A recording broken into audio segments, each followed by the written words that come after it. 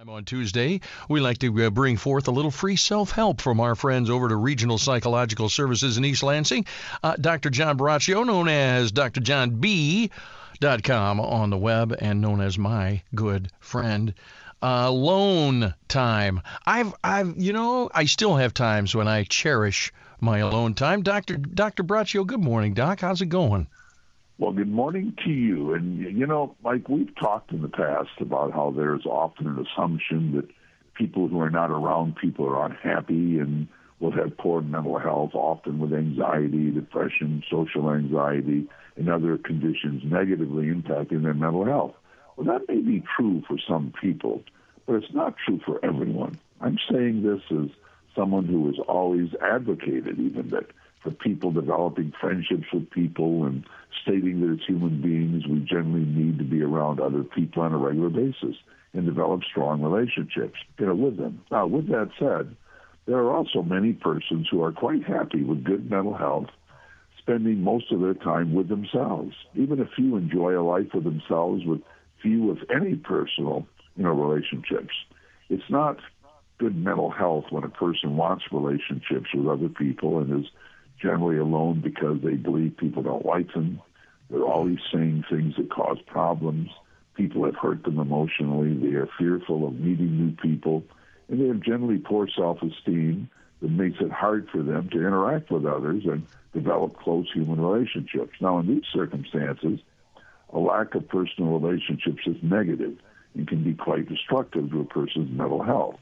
Now, positive mental health can be the result when a person does not have social interactions for many reasons that include enjoying seeking better insight in themselves, being creative, regulating their mood, self-acceptance, enjoying self with no interruptions, implementing difficult tasks, not relying on others, defining who you are and not others, developing greater spirituality, and enjoying time to have their mind fly in any direction they desire. I remember, Mike, reading a biography of Winston Churchill, some time ago. And he, of course, was the great British Prime Minister of World War II, saying that even during the periods of time he was out of power and depressed, that he was never bored because he had Winston Churchill to talk to.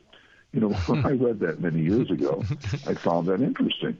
The more I have thought about it and have known persons who enjoy their own company, I've been able to make some sense of it and see that it is accurate for some persons. My point here is, not to suggest that persons who love being with others in close relationships are unhappy. No. But it's also true many persons in many close relationships often worry about how they are seen in these relationships and often desire their approval as part of the process. It also is true there are persons who do not desire a lot of time with other persons but interact with persons really on their own terms. That doesn't mean they can't have friends and family, but they limit the time. Now, the point is, they do not need close, ongoing relationships, and they control the interactions they have.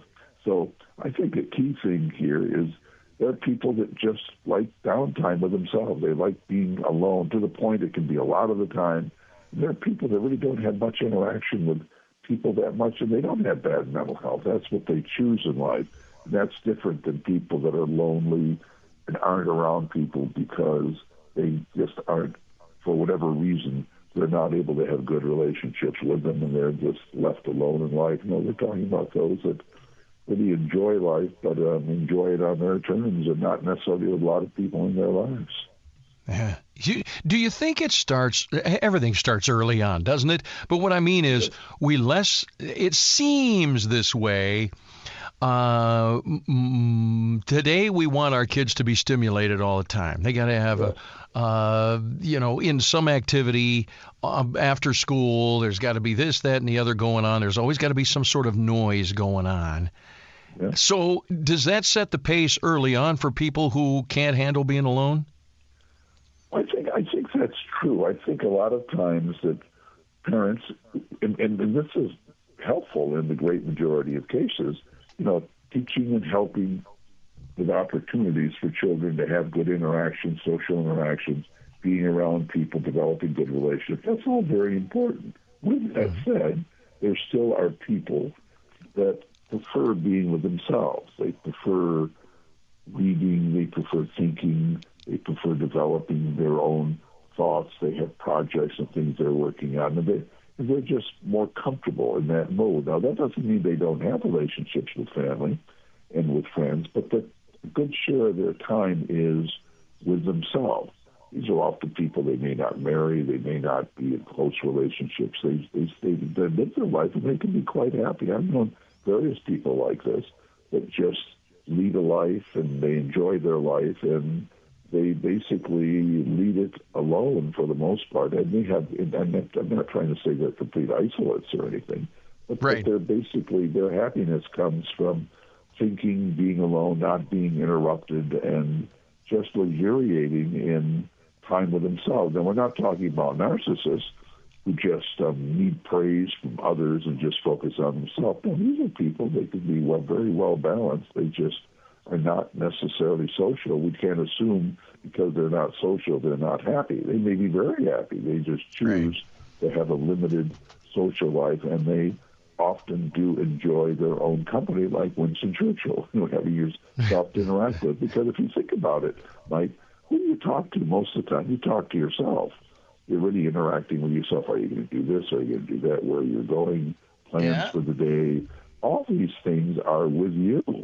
So if you want to be happy, you better learn how to be happy with yourself along the way.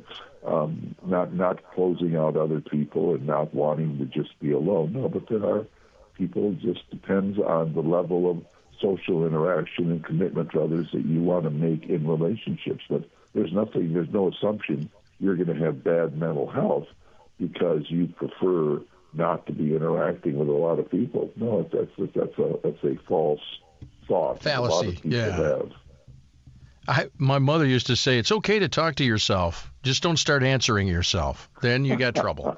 There is that.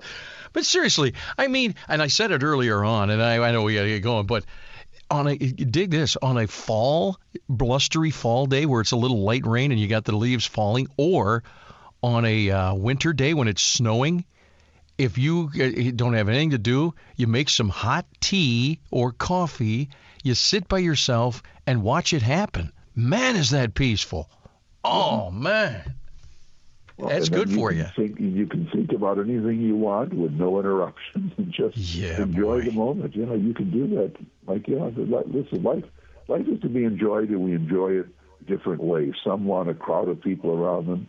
Some prefer people sometimes, and some prefer most of the time just kind of thinking, analyzing, and living their life and watching it and enjoying it as it goes by with them. There you go. I learned to be alone early on in life because I was so goofy, nobody wanted to be around me. So then, you just kind of get me and my little imaginary friends. Hey, Doc, thanks a lot. I appreciate it. Dr. John Braccio, drjohnb.com. We'll talk to you later next week.